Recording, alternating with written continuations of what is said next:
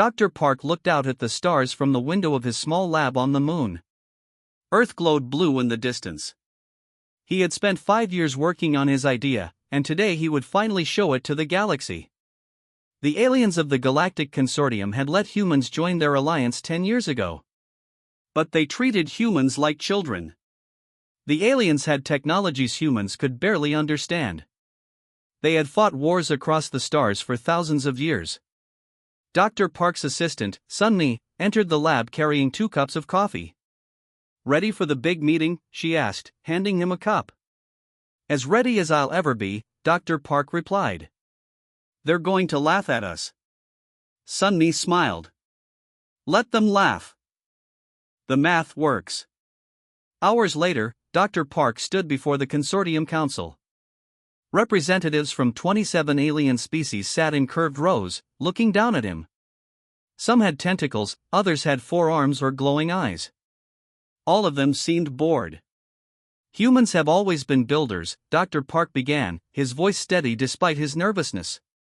"We've studied your warship designs carefully. We believe we can build something better." He activated his presentation. A hologram appeared showing an asteroid that had been transformed into a massive ship. "We propose building warships using entire asteroids," he explained. "Not just attaching engines to rocks, but fully integrating control systems within the asteroid itself." Murmurs filled the chamber. Then laughter erupted. "A ship the size of a small moon?" asked the Elvari representative, a tall blue alien with 4 eyes. "Impossible. The power requirements alone would be." "We've solved the power problem," Dr. Park interrupted. "We've discovered a way to manipulate gravity fields that your science overlooked." The laughter grew louder. "Your species discovered space travel barely a century ago," said another alien. "Now you claim to understand gravity better than civilizations that have traveled between stars for millennia?" Dr. Park stood his ground. "We've done the calculations. It works." After the meeting, Park walked with General Kim, Earth's military representative. They had expected this reaction. "Did you notice?" asked Kim. "None of them asked for our research. They're so sure we're wrong, they didn't even bother to check." "Perfect," said Park. "That gives us time." 3 months later, deep in the asteroid belt between Mars and Jupiter, Dr. Park stood inside asteroid XB457. Workers had hollowed out massive chambers inside the rock. Engineers installed equipment while robots carved tunnels. "Status report?" Park asked his chief engineer, Minho. "The gravity core is stable," Minho replied, checking his tablet. "Power systems are at 40% completion. Weapon systems will begin installation next week." Dr. Park nodded.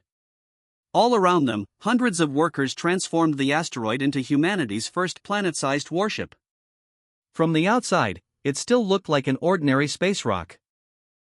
Inside, it was becoming the most powerful weapon humans had ever built. "Any word from the consortium?" Park asked General Kim, who had just arrived from Earth. "Nothing. Their spies report we're building meaningless prototypes that will never work. They've stopped monitoring our progress closely." Park smiled. "Good. We need another 6 months." They wouldn't get 6 months. A week later, Park was awakened by alarms. He rushed to the command center where General Kim and the project team had gathered. "What's happening?" Park asked. "We've detected an unknown fleet entering the solar system," Kim said grimly. "They're not consortium ships." On the main screen, dozens of ships approached from beyond Neptune. They moved in perfect formation, clearly military vessels. "First contact with a new species," muttered Sunmi. "And they've brought their navy." Hours later, the aliens identified themselves as the Vaxthar. Their message was simple: surrender or be destroyed. They gave Earth 48 hours to respond. Emergency meetings filled the day. The consortium refused to help, claiming this was a local matter. Earth's small fleet of conventional ships couldn't hope to defeat the Vaxthar armada. "How close is the Olympus to ready?" asked the Earth president in a secure video call. It's not, Park admitted. The main systems work, but we haven't tested weapons or propulsion at full scale. Can it fight? General Kim asked bluntly. Park looked at his team. Minho spoke first. We can get basic movement and weapons online in 36 hours, but the ship will be at 30% capacity at best. Do it, ordered the president. It's our only chance. As the team raced to prepare their unfinished warship, Dr. Park felt a strange mix of fear and excitement. The consortium had laughed at their idea. The Vaxthar didn't even know it existed. Soon, the galaxy would learn what human engineers could build when their backs were against the wall. The Vaxthar ships hung in space like giant metal insects, their sharp angles catching the light of the distant sun. Admiral Wu stood on the bridge of Earth's flagship, the Defender, watching the alien vessels through the main viewscreen. They're not responding to our latest message, said Communications Officer Jia, looking up from her console. Admiral Wu nodded grimly. 24 hours had passed since the aliens had demanded Earth's surrender.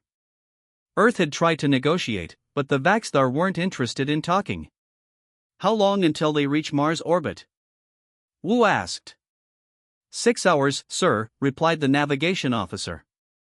Wu turned to his second-in-command. Any word from Project Goliath? They've just sent an update. The Olympus is moving.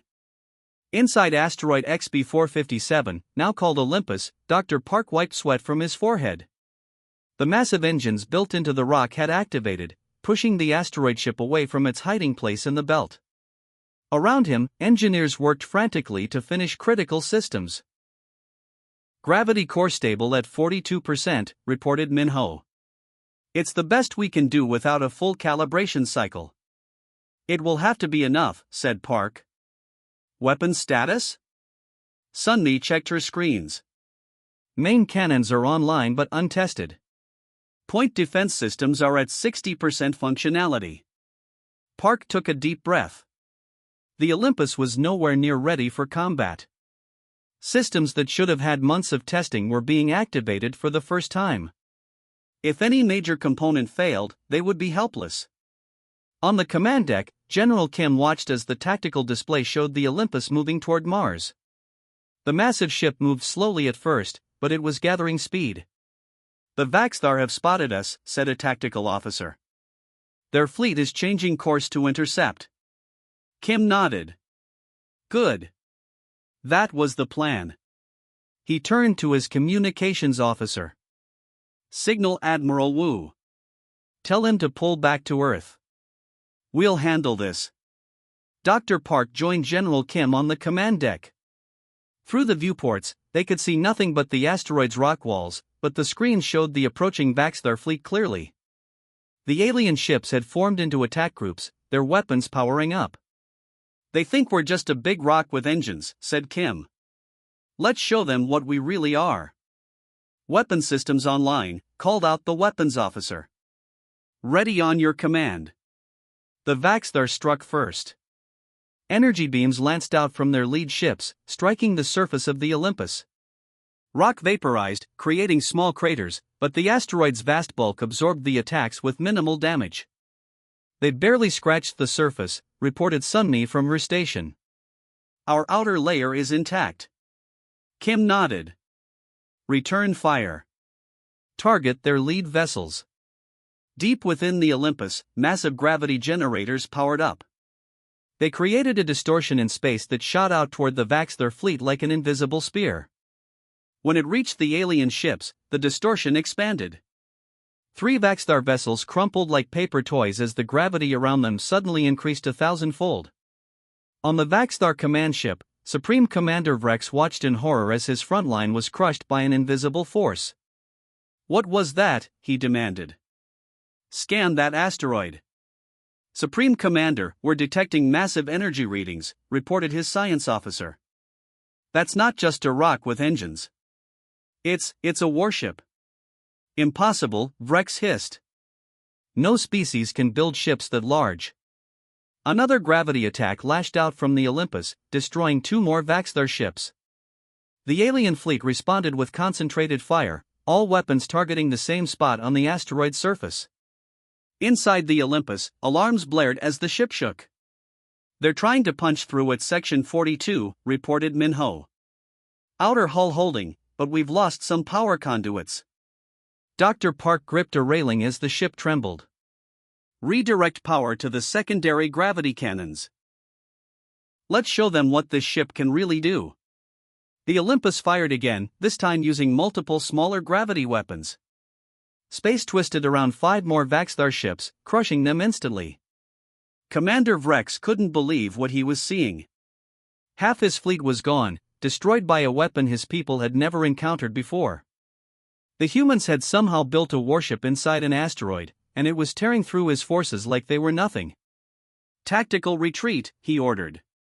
"All ships fall back beyond the red planet's orbit." As the surviving Vaxthar ships turned and accelerated away, cheers erupted throughout the Olympus. Dr. Park slumped into a chair, exhausted but relieved. "We did it," said Sunmi, smiling broadly. "We actually did it." General Kim's face remained serious. This was just the first battle. They'll be back, and with better tactics. Dr. Park nodded. "Then we'd better finish building our ship. And we should speed up work on the other 3. As the Vaxthar fleet retreated, news of the battle spread across the galaxy.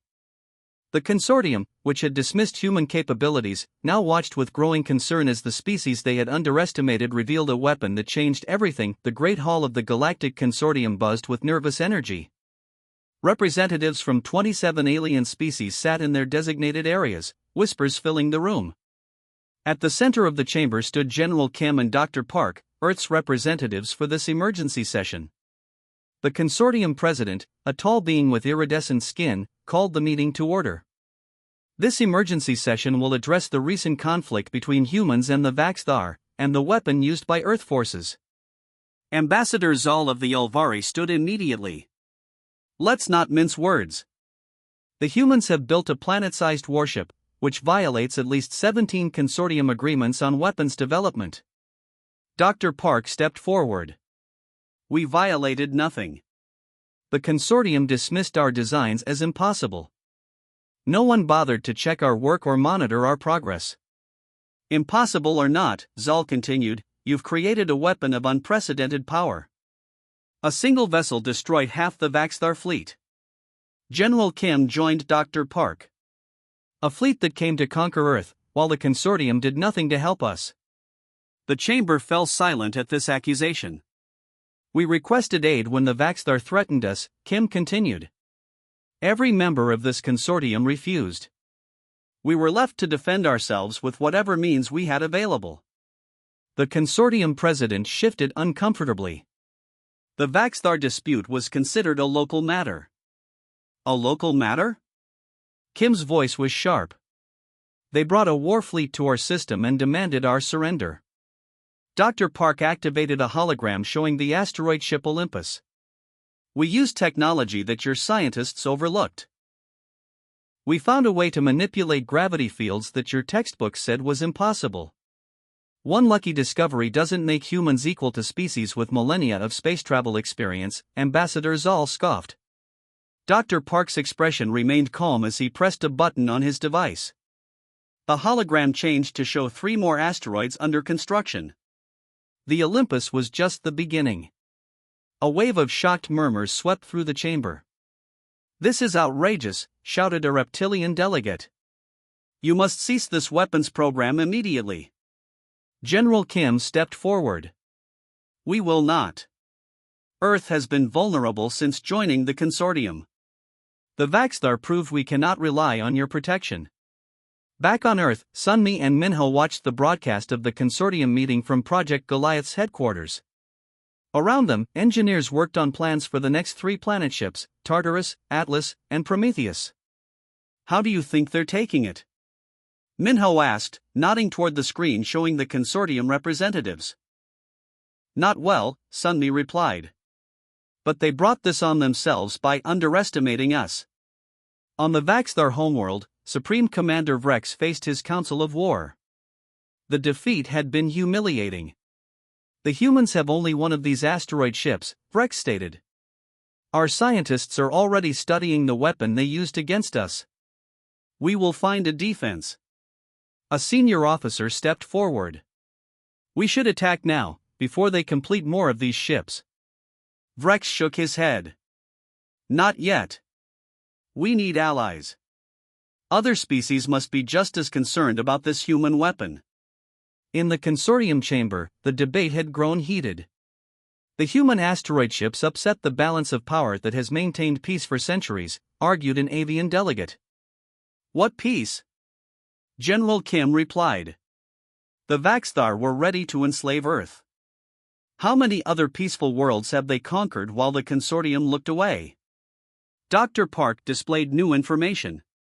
We're not just building warships. Our technology can revolutionize space travel, mining, and colonization. We're willing to share with allies who respect us as equals. This offer silenced many of the protests. The possibility of accessing human gravity technology was tempting to species that had hit technological plateaus. What guarantees do we have that these weapons won't be used against consortium members? Asked the president. The same guarantees you give us, Kim responded. Mutual respect and non-aggression. We built these ships for defense, not conquest. After hours of debate, the consortium reached a decision. Earth would be allowed to continue its planetship program under limited oversight. In exchange, humans would share certain aspects of their gravity technology with trusted consortium members. As they left the chamber, Dr. Park spoke quietly to General Kim. They're still underestimating us. They think we only have 4 ships planned. Kim nodded. Let them think that. Meanwhile, we'll continue with phases 2 and 3. Across the galaxy, news of the human planet ships spread rapidly. Species that had ignored or dismissed humans now scrambled to establish better relations with Earth. The Vaxthar formed new alliances, preparing for another confrontation. On the construction site of the Tartarus, Dr. Park supervised the installation of an improved gravity core. This ship would be even more powerful than the Olympus. Do you think we're ready for what comes next? Sunmi asked, joining him. Park watched as workers installed massive power conduits into the asteroid's core. We were never ready for any of this. But we adapt. That's what humans do best. The galaxy was changing. The species that had once dismissed humans as primitive newcomers now watched with growing concern as Earth's impossible warships took shape among the stars. 6 months after their defeat, the Vaxthar returned. This time, they brought allies and new weapons. Instead of attacking Earth directly, they targeted the human colony on Europa, one of Jupiter's moons. Admiral Jean watched from the bridge of the planetship Tartarus as enemy vessels approached the colony. The Tartarus was twice the size of the Olympus, built from a larger asteroid with more advanced systems. Enemy fleet formation confirmed, reported the tactical officer. 47 Vaxthar ships and 32 vessels from the Krell Dominion. They're avoiding us, Jean noted. They're going after the colony while staying out of our gravity weapon range. Dr. Park stood behind the Admiral, analyzing sensor data. They've modified their shields. See these energy readings? They're trying to counter our gravity weapons. The Tartarus moved to intercept, its massive engines pushing the asteroid ship forward. Inside the control room, the crew worked with practiced efficiency. Unlike the rushed first battle with the Olympus, they had trained for months. Suddenly, warning lights flashed across the main console. Chief Engineer Dow looked up in alarm. Gravity core fluctuations. Power levels are unstable. Dr. Park rushed to the engineering station.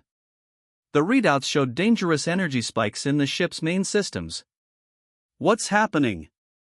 Admiral Jean demanded.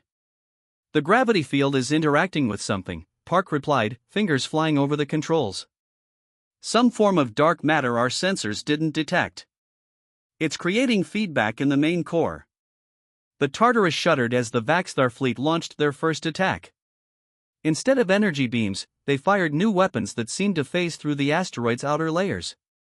Direct hit to Section 12, called out a damage control officer. They've penetrated 300 meters into the hull. Park stared at the readings in shock. they've developed phased plasma weapons that can bypass solid matter. If they hit the main reactor clusters while our field is unstable. Engineer Dal didn't need to hear the rest. We need to stabilize the gravity core immediately or we're all dead. Across the galaxy, other species worked frantically to copy human technology. The Elvari, once the most dismissive of human capabilities, had devoted enormous resources to creating their own planet ships. On the Elvari homeworld, Chief Scientist Marek watched as their third prototype failed catastrophically. The small asteroid they had converted into a test vessel shattered as its gravity core collapsed. "I don't understand," Marek said to his team. "We've copied every aspect of the human design we could observe. There must be principles they haven't revealed," his assistant suggested. "Something fundamental we're missing." Back on the Tartarus, Dr. Park worked desperately to stabilize the gravity core as the battle raged around them. The ship had taken multiple hits, and several sections were now exposed to space. "The core won't stabilize with this configuration," Park told Admiral Jean. "We need to redistribute the field generators." "How long will that take?" Jean asked. "At least 7 minutes," Engineer Dal replied. "And we'd need to shut down the field completely during the process." Jin's face paled. 7 minutes without our main defenses? We'd be defenseless. "If we don't do it," Park said firmly, "the core will fail catastrophically within the hour. The entire ship could implode." The decision was made. As crew members rushed to prepare for the dangerous procedure, the Vaxthor seemed to sense weakness. Their flagship, a massive vessel bristling with weapons, moved closer to the Tartarus. "They've detected our power fluctuations," Jean said grimly. "They're coming in for the kill." Park contacted the engine room. "Begin the shutdown sequence. We need all power rerouted to secondary defenses during the transition." As the gravity core powered down, the Tartarus became vulnerable. The Vaxthor flagship launched a massive barrage, its new phased weapons penetrating deep into the asteroid. Inside the ship, crew members worked frantically, racing against time. Engineer Dal supervised the redistribution of the field generators, her hands steady despite the ship shaking around her. 3 minutes until field restart," she reported. On the bridge, Admiral Jean ordered all conventional weapons to fire, trying to keep the enemy at bay. The Tartarus, despite its size, was taking heavy damage. 2 minutes, Dal called over the comm. The Vaxthor flagship moved closer, positioning itself for a killing blow. Its main weapon charged, glowing with enough energy to punch straight through to the Tartarus's core. 1 minute, Dal reported, her voice tense. Dr. Park watched the enemy flagship on the viewscreen, calculating in his head. "They'll fire before we're ready." Admiral Jean made a quick decision. "Divert emergency power to Section 42. Prepare to vent the auxiliary reactor plasma on my mark." As the Vaxthor weapon reached full charge, Jean gave the order. Superheated plasma erupted from the Tartarus, engulfing the space between the ships. The enemy weapon fired, but the plasma disrupted its trajectory. "Gravity core online," Dal shouted. "Field stabilizing." The redistributed field generators powered up, creating a stronger, more stable gravity field. Dr. Park watched the readings with relief as the core stabilized. "Field at 100%, he reported. "Systems nominal." Admiral Jean smiled grimly. "Target their flagship. Full power to main gravity cannons." The Tartarus fired, its weapons now more powerful than ever. The Vaxthor flagship didn't stand a chance. Dr. Park stood at the large window of the observation deck, looking out at the stars. 2 years had passed since the final battle with the Vaxthor. Their fleet had been destroyed when the Tartarus, with its newly stabilized gravity core, unleashed its full power against their flagship. The explosion had been visible from Earth, a new star briefly appearing in the night sky. Now, Park watched as construction teams moved across the surface of the newest planet ship. Unlike the Olympus or Tartarus, this one wasn't built for war. "Beautiful, isn't it?" asked Sunmi, joining him at the window. Park nodded. I never thought I'd see the day when we used this technology for exploration instead of fighting. The new ship was called Horizon. It was the largest asteroid they had converted yet, nearly 300 kilometers across. But instead of weapon systems, its surface was covered with observation domes, landing bays, and habitat rings where people could live in artificial gravity. The first colonists arrive next week, Sunny said. 50,000 people will call this rock home while we explore beyond the edge of known space. Engineer Dal approached them, carrying 3 cups of coffee. The final systems check is complete. Gravity core is stable and operating at optimal levels. Park took the offered cup gratefully. No more field fluctuations? None, Dal replied with pride. The new configuration has been perfect in all tests. We finally understand how dark matter interacts with our gravity fields. The 3 of them stood in comfortable silence, watching the activity outside. Workers in spacesuits moved across the asteroid's surface, installing the last of the external sensors. Small ships ferried supplies to and from the construction platforms. General Kim is on his way up, Sunmi said, checking her communicator. He's bringing visitors. Park raised an eyebrow. Visitors? A few minutes later, the observation deck doors slid open. General Kim entered, followed by 2 tall insectoid figures. Park recognized them immediately as Vaxthar. Dr. Park, Kim said formally, may I introduce Ambassador Kree and Science Director Nax of the Vaxthar Collective? Park struggled to keep his face neutral. These were the same people who had tried to conquer Earth just 2 years ago. Now they stood before him as diplomatic guests. We are honored to meet the creator of the planet ships, Ambassador Kree said, his translator making his clicks and chirps understandable. Your achievement changed the balance of power in our galaxy. It wasn't just me, Park replied, gesturing to Sunmi and Dal. It was a team effort. Science Director Nax stepped forward, his compound eyes reflecting the starlight from the window. We have reviewed the technical information your government shared with us. The principles are revolutionary. Our scientists never considered manipulating gravity fields in this manner.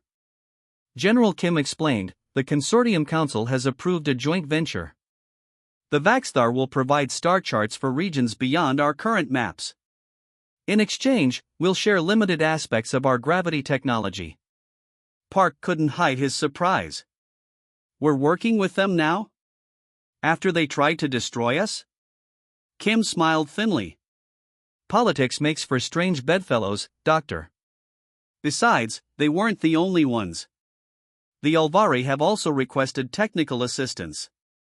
Their prototypes keep exploding, Dal noted with a touch of satisfaction. They can't figure out how to stabilize the gravity core.